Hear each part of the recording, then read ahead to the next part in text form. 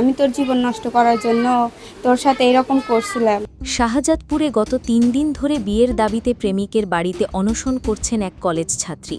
শাহজাদপুর সরকারি কলেজের এইচএসসি পরীক্ষার্থী আয়েশা ইসলাম উর্মি উপজেলার পৌতাজিয়া ইউনিয়নের রাউতারা গ্রামে প্রেমিক রাজের বাড়িতে অবস্থান করছেন। আয়েশা জানান, রাজের সঙ্গে তার ১.৫ বছর ধরে প্রেমের সম্পর্ক ছিল। এক পর্যায়ে তারা স্থানীয় ইনশিয়া নামক একটি রেস্টুরেন্টে বন্ধুদের উপস্থিতিতে স্ট্যাম্পে স্বাক্ষর করে বিয়ে করেন। এরপর তারা শারীরিক সম্পর্কেও জড়িয়েছিলেন। তাদের সম্পর্কের এক পর্যায়ে আয়েশা গর্ভবতী হলে তারা দুজনে মিলে স্থানীয় ক্লিনিকে গর্ভপাত করান। পরে দুই পরিবারের সম্মতিতে সংসার শুরু করার কথা থাকলেও রাজ নানাভাবে টালবাহানা করতে থাকে। আয়েশা বিষয়টি বুঝতে পেরে রাজকে চাপ দিলে সে বিয়ে অস্বীকার করে। আয়েশা আরও জানান, তাদের এই সম্পর্ক কলেজের শিক্ষক শিক্ষার্থীদের মধ্যে জানাজানি হলে তিনি নিরুপায় হয়ে এইচএসসি পরীক্ষা শেষ করে রাজের বাড়িতে স্ত্রীর স্বীকৃতির দাবিতে অনশন শুরু করেন।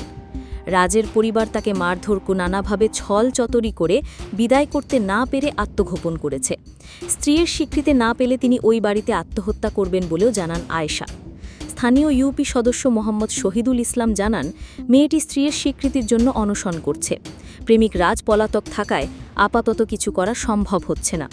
মেয়েটির নিরাপত্তার জন্য স্থানীয় প্রশাসনের সহযোগিতা নেওয়া হবে। পোতাজিয়া ইউনিয়ন বিটের দায়িত্বরত শাহজাদপুর থানার এসআই এরশাদুল হক ঘটনার সত্যতা নিশ্চিত করে জানান, বিষয়টি স্থানীয় সমাজসেবা অফিসকে জানানো হয়েছে এবং তারাই প্রয়োজনীয় ব্যবস্থা নেবে।